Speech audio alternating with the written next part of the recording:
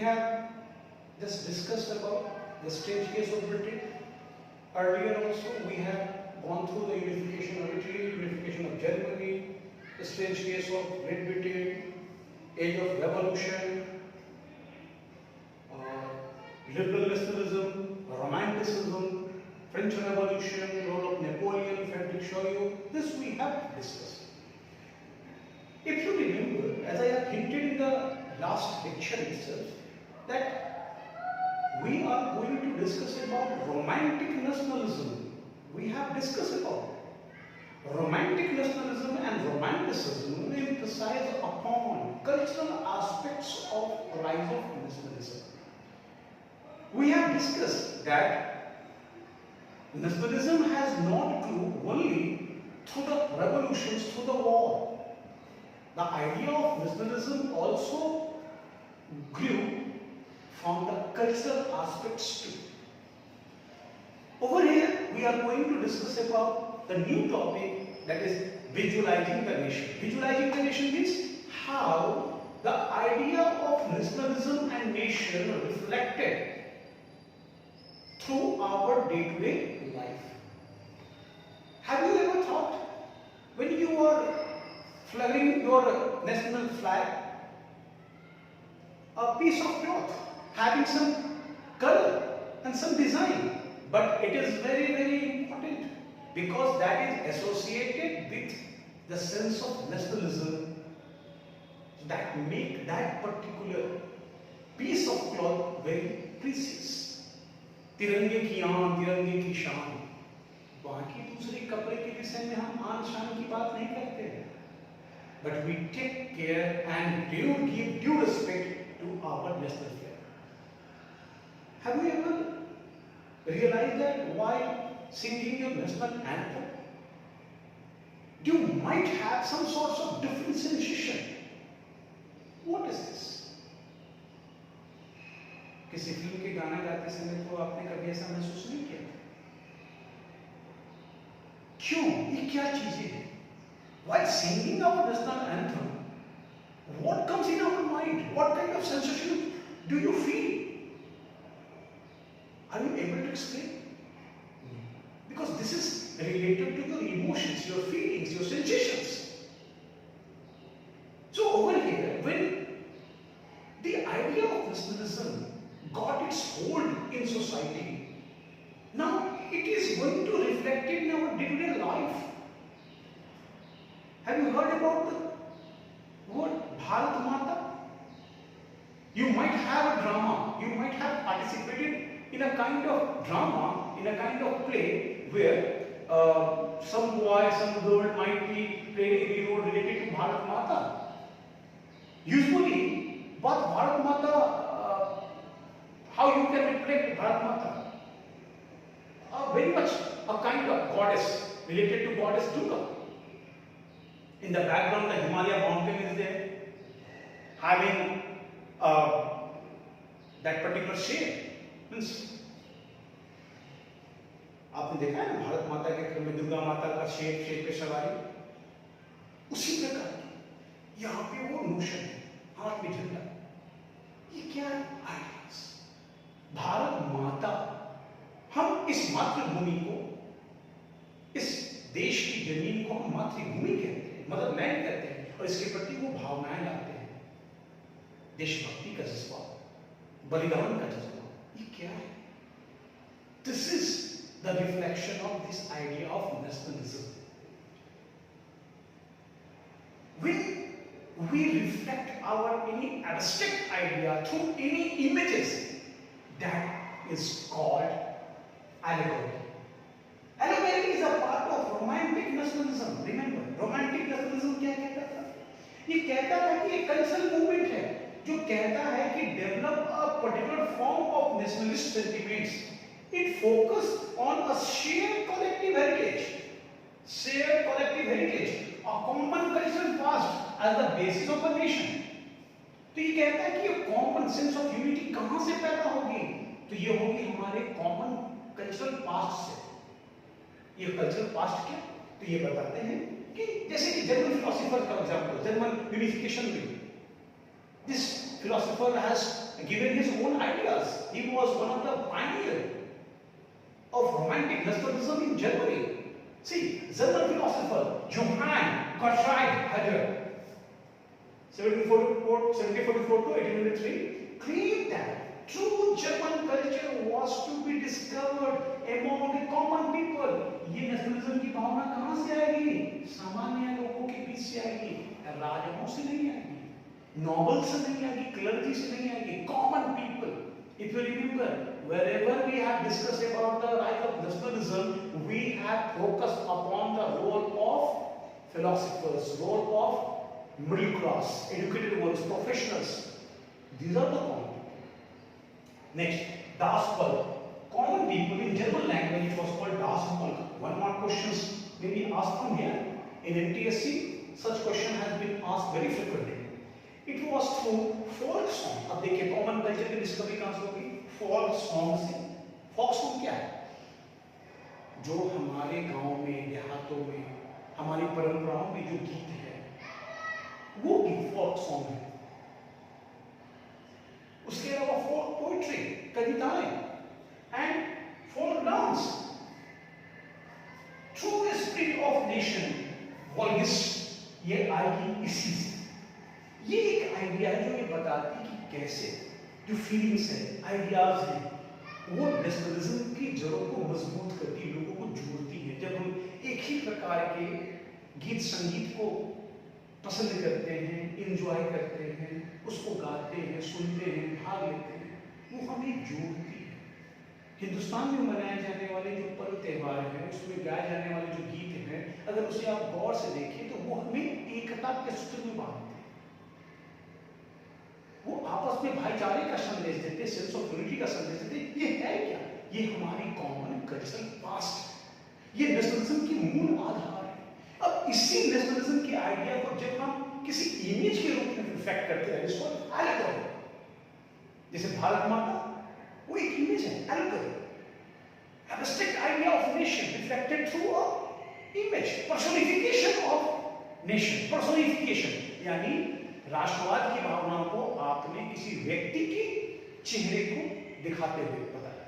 यानी राष्ट्रवाद की भावना किसी व्यक्ति के चेहरे के द्वारा आप रिप्रेजेंट करते हैं. और ये चेहरा किसका होगा? ये फिगर किसकी होगी? Generally it is the female figure. लेकिन ये फिगर की जो फीमेल की जो रिप्रेजेंटेशन होगी, यानी जो फीमेल इमेज होगी, that was not related to a common woman. No, that reflects such kind of special characteristics of a woman, because that is reflecting the idea of nation. और वो जो image होगी वो एक कॉन्क्रीट नेशनलिज्म की idea को दिखाएगी. अब इसके एग्जांपल को समझेंगे तो बिल्कुल क्लियर हो जाएगी. जैसे पहले कुछ बातों को समझ लेते हैं. इसमें मैंने लिखा allegory, when an abstract idea is expressed through a person or a thing, it is called an allegory.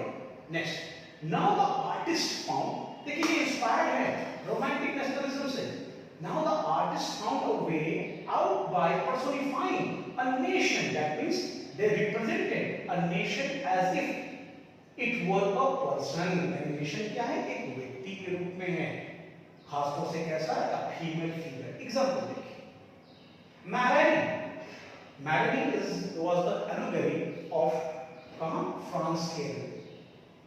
अगर आप फ्रेंच रेवोल्यूशन पढ़े होंगे, ध्यान है, तो वहां पे मैरिनी का जिक्र है. आपके बुक के लास्ट में भी ये इमेज दे रखी है.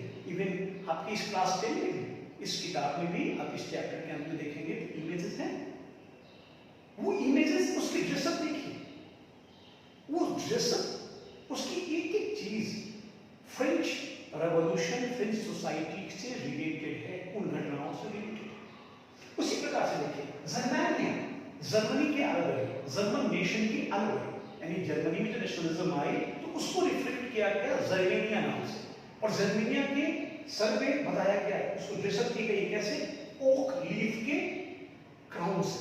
यहाँ ओक लीफ किसका प्रतीक है? ओक लीफ प्रतीक होती है हीरोइज्म की, बहादुरी की. वो दिखाती है. जर्मेनिया के विषय में कई सारे इमेज दिए गए हैं. एक पे है कि वो बाउंड्री की रक्षा कर रही है, हाथों में तलवार लेकर. These are the reflection. जब हम ये दिखाते हैं कि हमारी जो भावनाएं हैं इतनी मजबूत हो चुकी है कि हम उससे जुड़ चुके हैं, और जब हम जुड़ते हैं तो उसको एक पर्सोनिफाइड के रूप में, एक पर्सन के रूप में हम उसको अपने जीवन में उतारने की कोशिश करते हैं।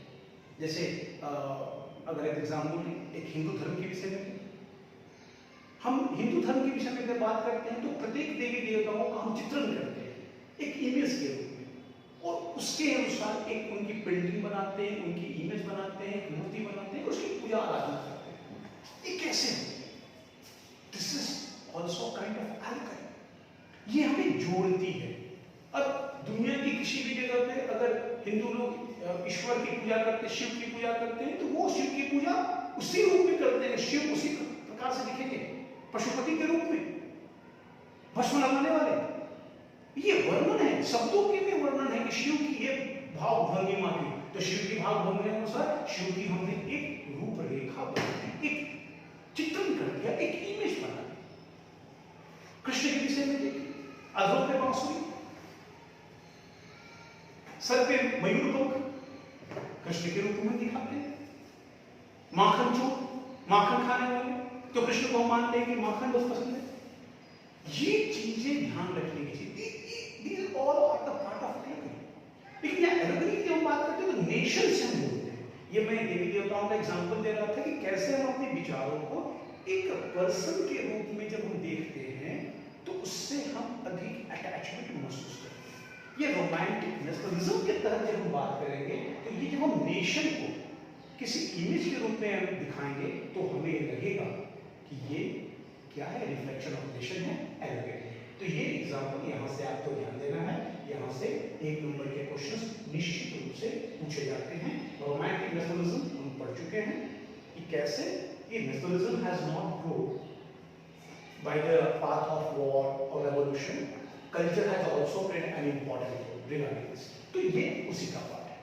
अब लास्ट टॉपिक एक और बची है जो हम पढ़ेंगे, वो है आपका इम्पेरियलिज्म एंड नेशनलिज्म, जिसमें हमें बाल्कन वॉर के विषय में पढ़ना है कि कैसे फर्स्ट और सेकेंड वर्ल्ड वॉर शुरू होती है इससे नेशनलिज्म के बिगड़े हुए रूप से। तो हम लोग उसे पढ़ेंगे। In the journey of the rise of nationalism in Europe, we have gone through a number of events, started from the painting painted by Frederick Chopin.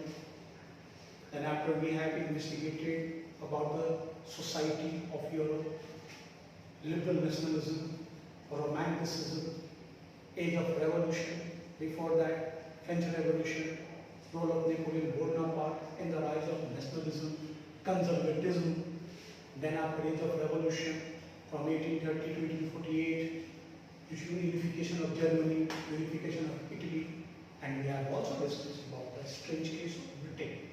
So, by the end of the 19th century,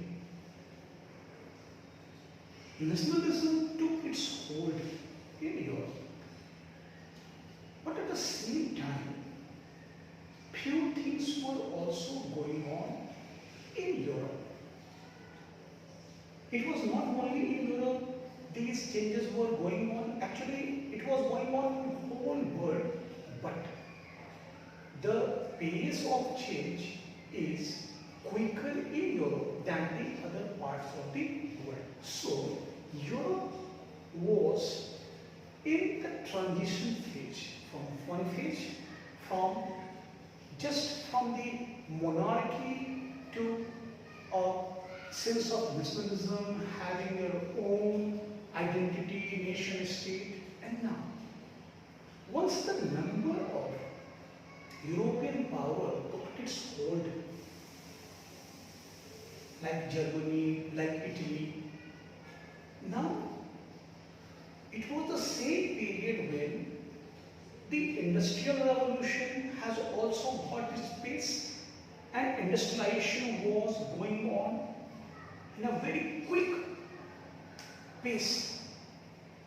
And once the industrialization was going on quickly, simultaneously capitalism also formed, or capitalism also came in existence.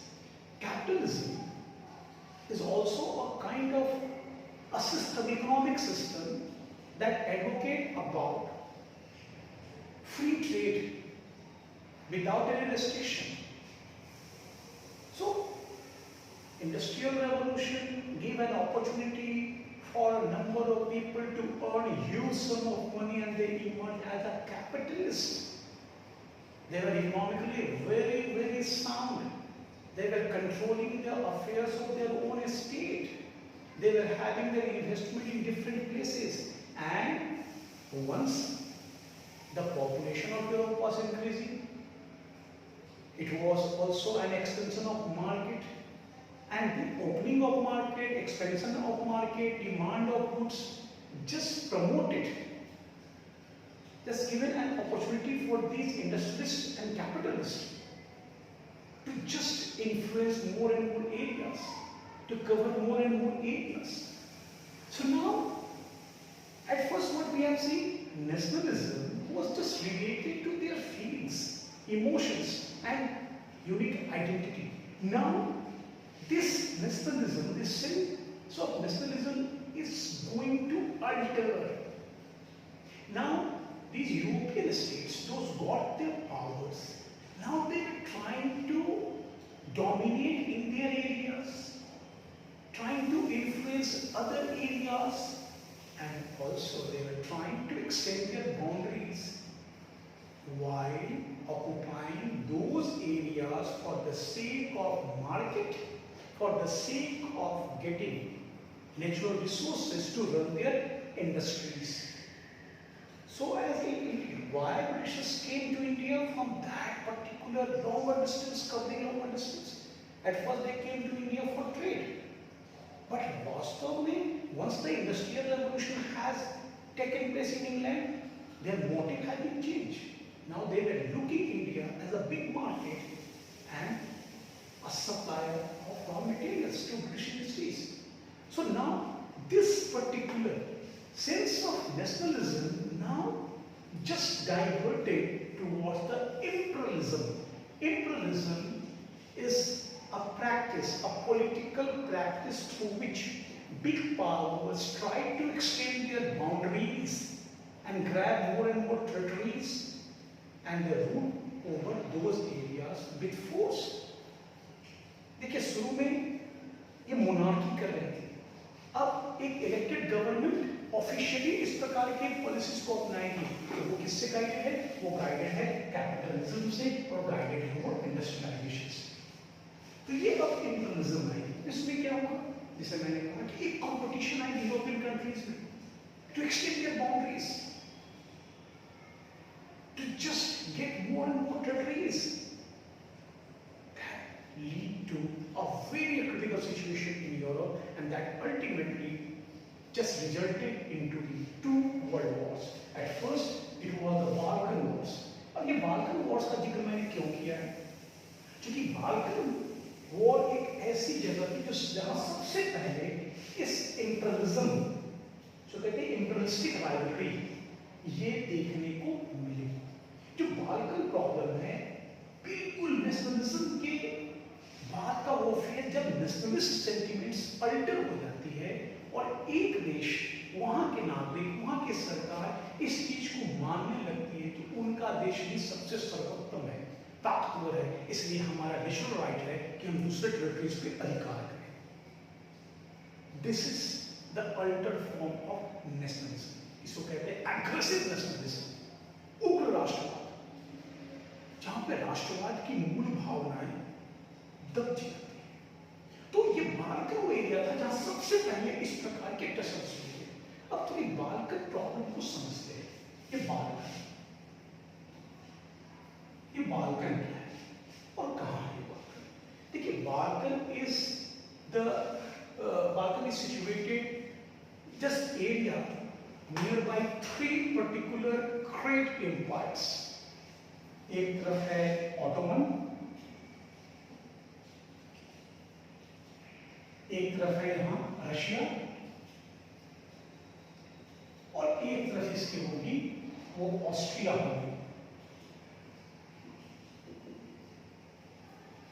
ये तीन great empires के बीच में जो इलाके हैं, that was called the Balkan.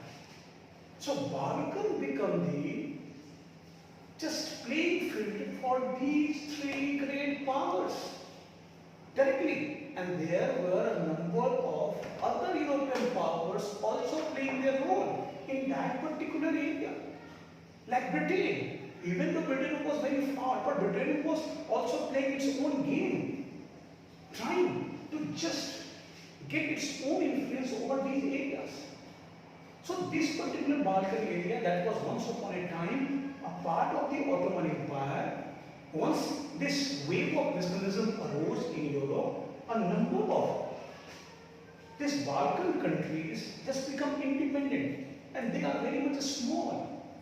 Modern days Bulgaria, Croatia, these all were the part of Macedonia, these all were the part of this particular area.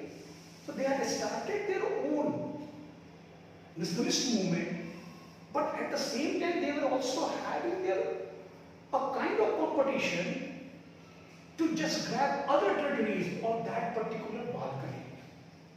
तो ये Balkan states आपस में भी लड़ रहे थे कि अपनी टेरिटरी को आगे बढ़ानी है। और ये जो मौका है, एक तो ये Ottoman Empire when it was at its peak, just controlling whole Balkan areas. But once the Ottoman Empire become weaker and weaker, once upon a time it was also called sick man of Europe. Turkey को, Ottoman empire को सिक man of Europe कहने लगे क्योंकि ये बहुत कमजोर हो चुके थे। And that was the period when this Balkan states just got their independence. लेकिन ये आपस में भी लड़ रही थी और ये बाल्कन स्टेट बहुत ही इंपॉर्टेंट है क्योंकि ये यूरोप और एशिया को जोड़ने की वो पॉइंट है। इस पे जो कंट्रोल करेगा उसकी धमक काफी दूर तक होगी। तो these three major powers were trying to influence more and more areas in this particular Balkan territory.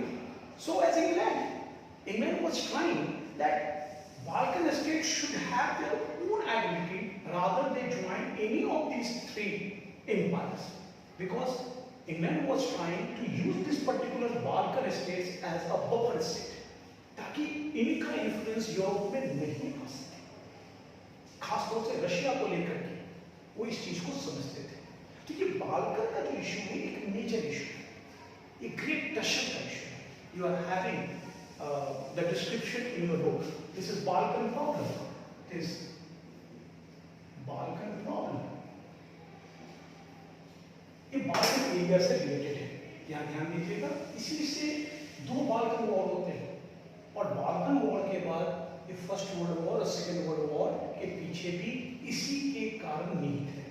Second world war में तो जर्मनी का रोल है, लेकिन फर्स्ट वर्ल्ड वॉर पूरी तरीके से इस बाल्कन वॉर से रिलेटेड है।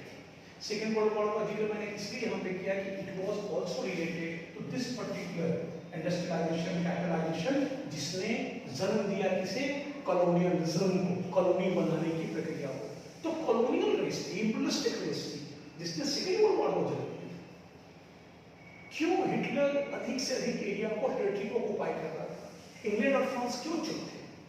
इस सेकेंड वर्ल्ड वॉर की मैं बात कर रहा हूं।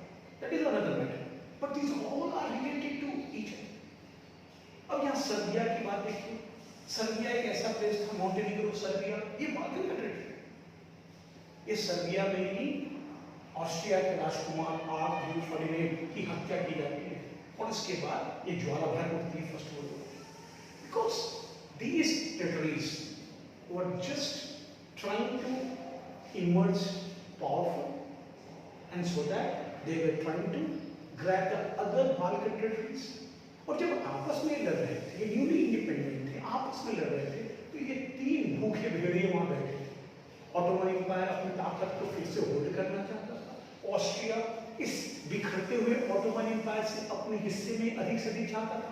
सो एज रशिया, दूसरी ओर इंग्लैंड भी बैठ करके तमाशा नहीं देख रहा है, वो भी अपने कार्ड्स खेल रहा है। और बाद में अमेरिका का इंटरेस्ट भी आता है, लेकिन वो बात करते हैं। तो basically this is all about the Balkan problem. So you have the great description in your book, you may go through, you may have everything and then after. अब यहाँ पर एक चीज और आप ध्यान दीजिए, ऐसा नहीं है कि इस घटना के बाद चीजें खत्म हो जाती। देखिए first world war a kind of transition phase जिसने पूरी दुनिया में एक बदलाव लाने का काम किया। एक तरफ विनाश की गाथा थी तो एक तरफ नए युग की शुरुआत थी। This after the First World War, a number of imperialistic power become weak, and that gives an opportunity to a number of slave countries जो colonized थी, जो कॉलोनी बनी हुई थी इन ग्रेट यूरोपियन पावर्स की, उनके आजाद होने के रास्ते को इसने ओपन किया। उन जगहों पे अब विरोध प्रदर्शन आजादी के लिए बढ़ने लगे। So as in India, second world war के बाद तो भारत आजाद हुआ। First world war 1914 to 1918, and this was the period when Gandhi just arrived in India and took the leadership of Indian National Congress, non-cooperation movement. This was the first massive movement in India. So अब आजादी के तराने, आजादी के नब्बे, इन जो colonise countries थी उनमें अब कॉमन होने लगे, वहां आजादी की आग भड़कने लगी। तो फर्स्ट वर्ल्ड वॉर में ऐसा नहीं है कि केवल विनाश आया, उसने एक नई शुरुआत की। एंटी इंपीरियलिस्टिक मूवमेंट को भी फर्स्ट वर्ल्ड वॉर ने शुरू करने का काम किया। एंटी इंपीरियलिस्टिक मूवमेंट मींस जो यूरोपियन पावर्स ने दुनिया के अलग अलग हिस्सों में अपने एम्पायर बना रखे थे, अपनी ताकत के बल पर वहां की आइडेंटिटी को सप्रेस कर दिया। जैसे हिंदुस्तान के ऊपर अंग्रेजों का अधिकार था तो अंग्रेजों ने हिंदुस्तान की पहचान को बिल्कुल खत्म करके सब कुछ अपने अनुसार किया। English education, English culture, English language, उन्होंने उसको इम्पोज किया। And they were governing India for their own interest. They never put their ears on the interest of the Indians. तो यहाँ उसके खिलाफ आवाज उठी। That is what anti-imperialistic movement. यहीं से आपने पढ़ा होगा, याद कीजिए, जब हमने पढ़ रहे थे the rise of nationalism in India या nationalism in India, that particular chapter is begin just after the First World War. This is the reason. There is a connection between this chapter and that chapter. So I hope you all are able to understand this particular Balkan problem. Please correlate these particular references with your book, and if you have any queries, please send us. We will be very happy to give the answer for your